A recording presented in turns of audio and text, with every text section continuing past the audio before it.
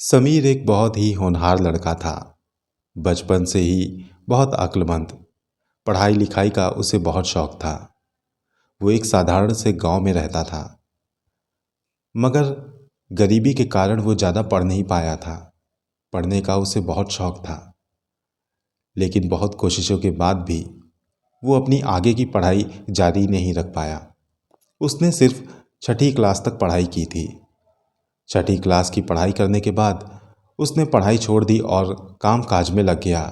वो अपने गांव के ही आसपास के इलाकों में जाता और काम करके जो भी पैसे कमा पाता उसे लाकर अपने घर में दिया करता था। इससे थोड़ा बहुत गुजारा होता था। उसके पिता भी मजदूरी किया करते थे। पढ़ाई छूटने के बाद उसे बहुत निराशा हुई थी, मगर इसके सिवा उसके पास कोई चारा भी नहीं था। अगर वो मजदूरी ना करता, कामकाज ना करता, तो घर चलाना मुश्किल पड़ रहा था। अकेले पिता पूरा घर नहीं संभाल सकते थे, क्योंकि समीर के साथ उसकी 3 बहनें भी थीं।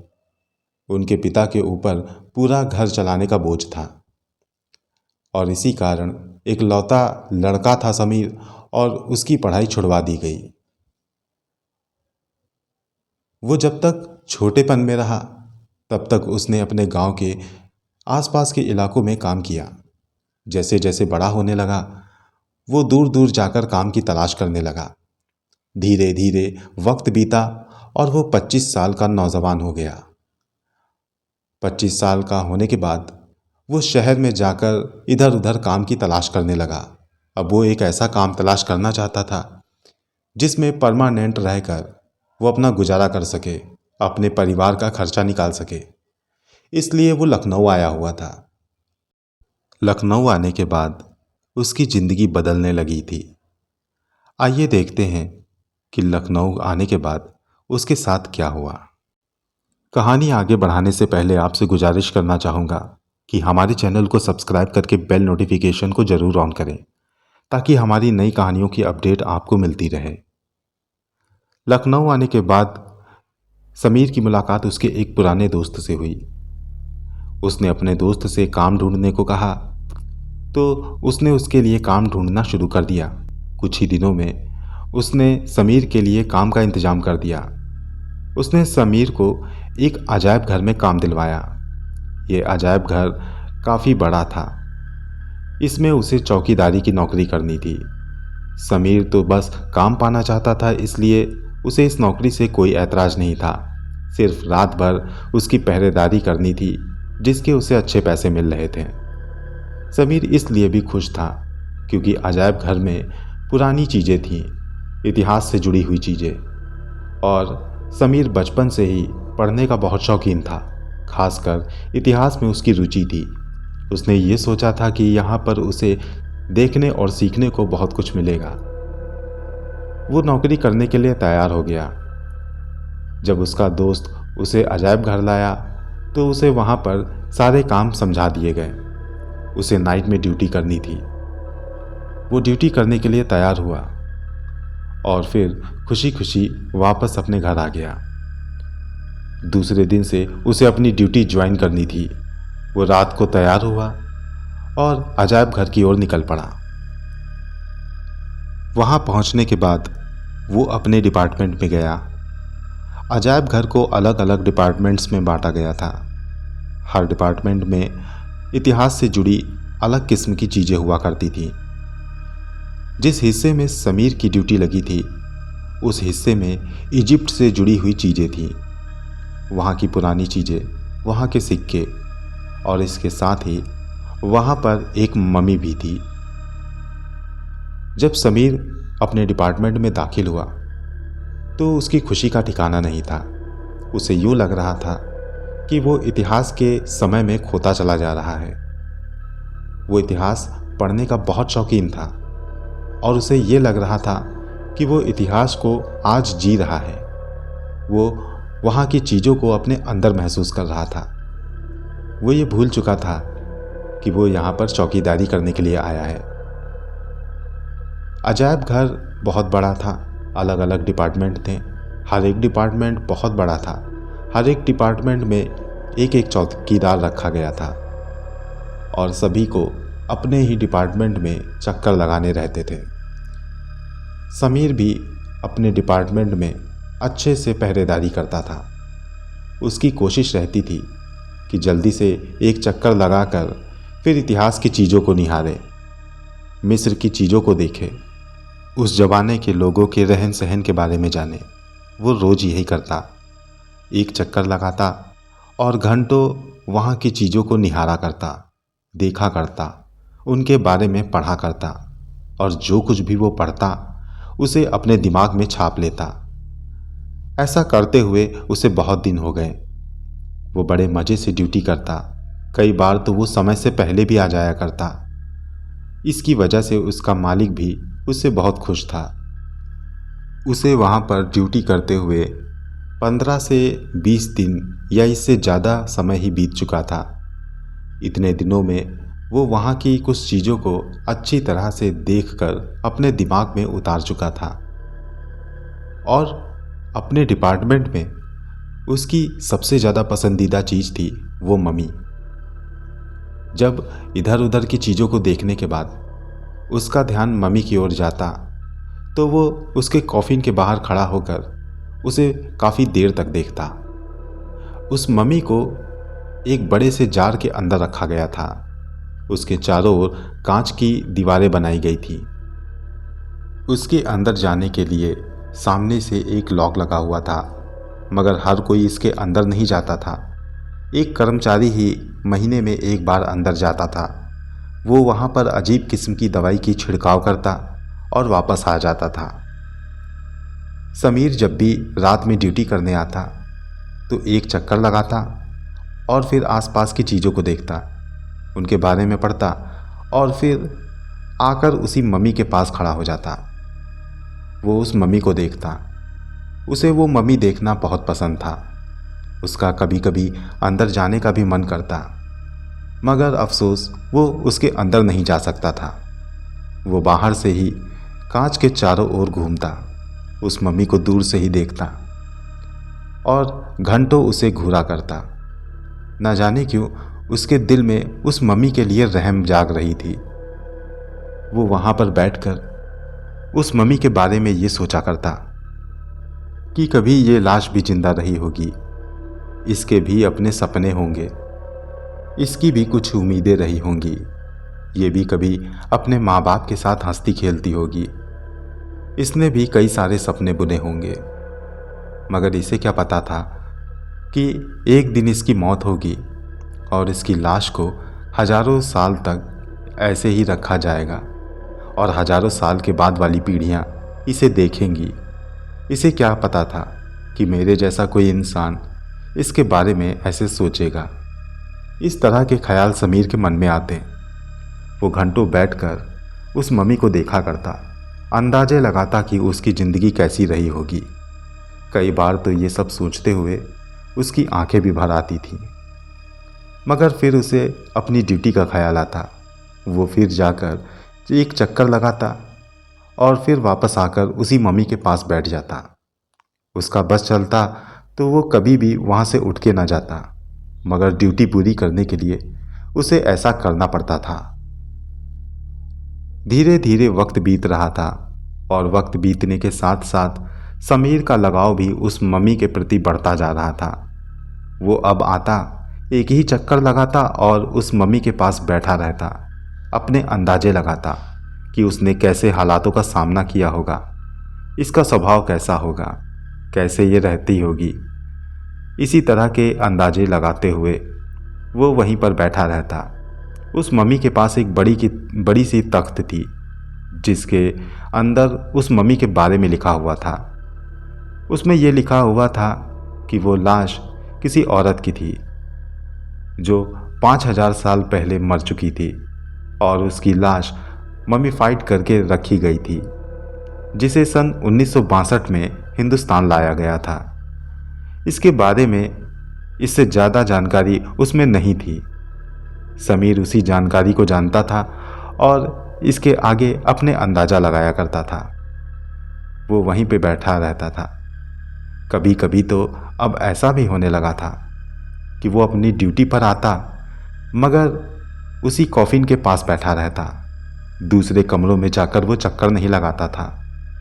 ऐसा करते करते ये उसकी आदत में शुमार हो गया। और फिर ये उसके दिमाग में कुछ ऐसा बसा कि जब ये अपनी ड्यूटी पूरी करके अपने घर जाता तो इसके दिमाग में भी उसी मम्मी की बातें चलती। इसका मन करता कि काश वो मम्मी मेरी निजी संपत्ति होती, मैं उसके बारे में पता लगाता।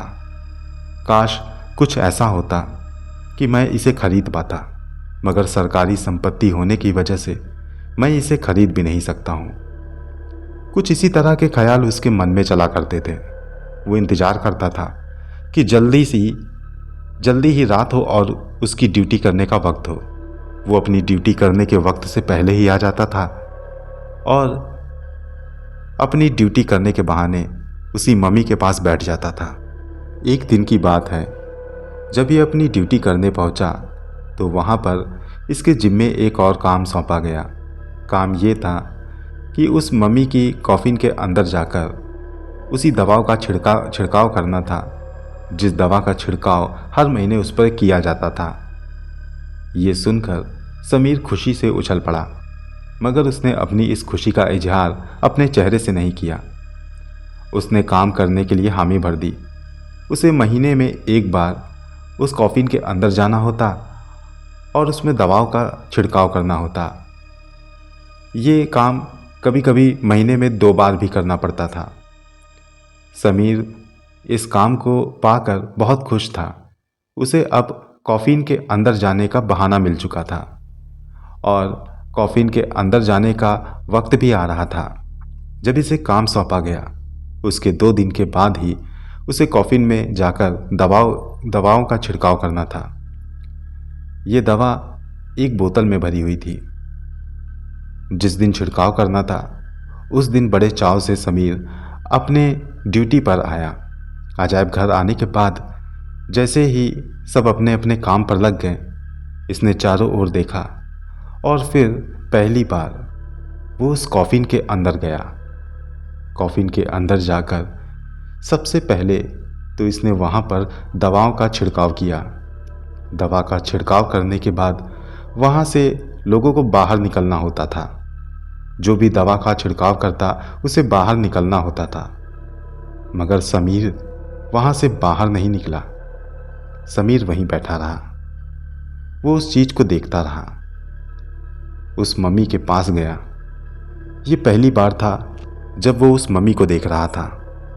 वो उस मम्मी को देखते हुए अपने अंदाजे लगा रहा था। फिर वो उसके पास जाकर बैठा। ये पहली बार था कि जब वो उस मम्मी के बिल्कुल करीब बैठा हुआ था। वो उसे छूना चाहता था। उसने छूने के लिए अपना हाथ भी आगे बढ़ाया, मगर फिर कुछ सोचकर उसने खुद को रोका। वो उस मम्मी को बहुत करीब से आकर देखने लगा। वो उसमें खो सा गया था। वहाँ पर बैठे रहकर वो ये भी भूल गया कि उसे वहाँ से बाहर भी निकलना है। वो काफ़ी देर तक पत्थर की बुत की तरह वहाँ बैठा उसे घूरता रहा।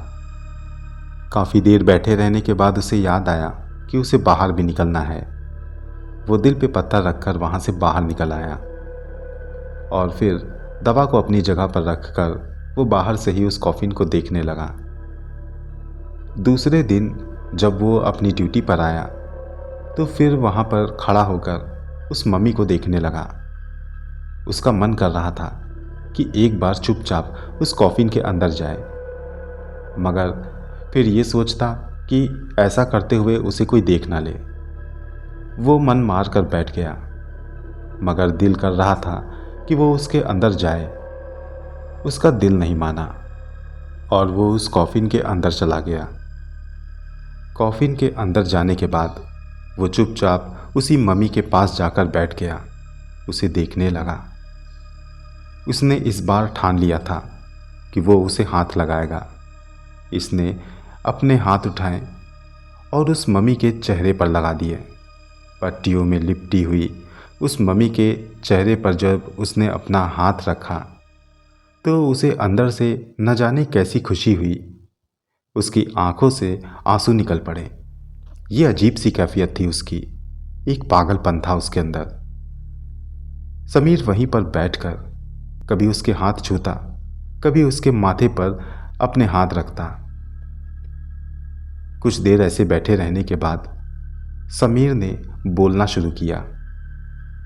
ऐसा लगा जैसे कि वो उस मम्मी से बात कर रहा हो। वो कहने लगा, तुम्हारी ये हालत देखकर मेरा मन करता है कि मैं भी तुम्हारी तरह हो जाऊं, या फिर तुमको सही करके अपने सामने बिठा लूं। मैं नहीं जानता कि तुम्हारी शक्ल सूरत कैसी है। मैं नहीं जानता कि तुम्हारा नाम क्या था। तुम्हारे बारे में मुझे कुछ भी नहीं पता, सिवाय इसके जो इस तख्त में लिखा हुआ है। इसके बारे में इससे ज़्यादा मैं और नहीं जानता, लेकिन मैं जानना चाहता हूँ।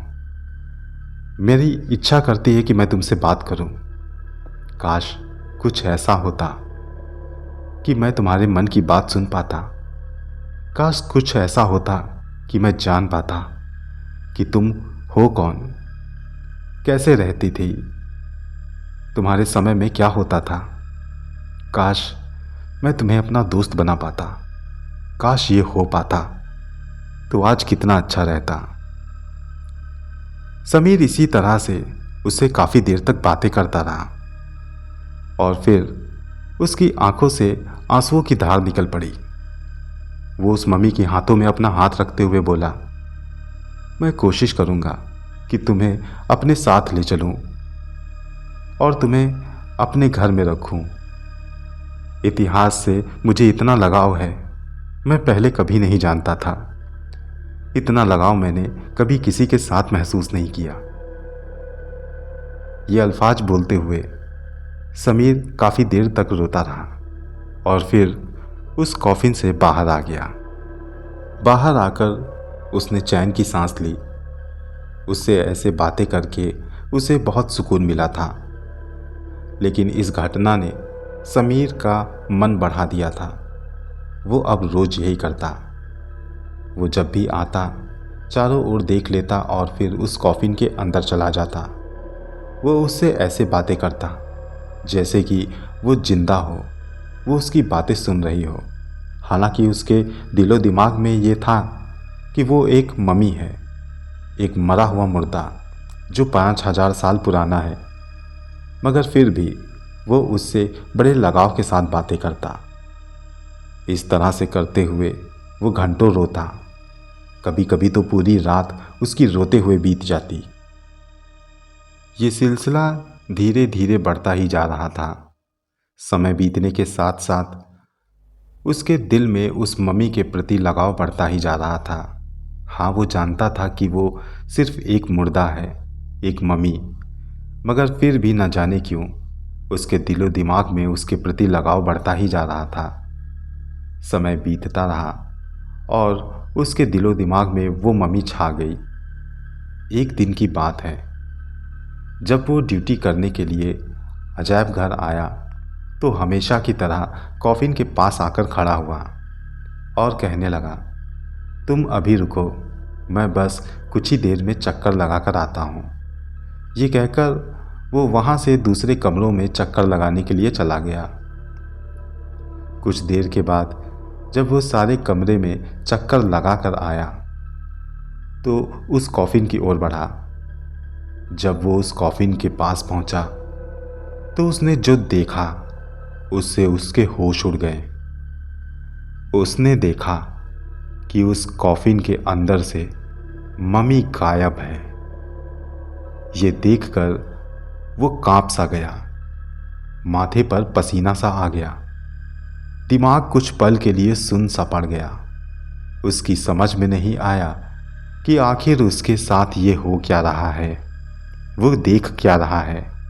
उसने अपनी आंखें मली, दोबारा से कॉफिन के अंदर झांका, मगर उसे कुछ भी दिखाई नहीं दिया। वो सोच में पड़ गया कि आखिर ये हो क्या रहा है। 5000 साल से पड़ी हुई वो मम्मी आखिर खुद ब खुद कैसे गायब हो सकती है। उसका दिमाग ये सोचते हुए सुन्न सा होने लगा था। शरीर खौफ के मारे कांप रहा था। दिलो दिमाग में बसा हुआ उसके लिए लगाव कुछ पल के लिए तो गायब ही हो गया था। ऐसी सिचुएशन में वो पहली बार पड़ा था। उसे कुछ समझ नहीं आ रहा था। दिल उसका तेजी से धड़क रहा था।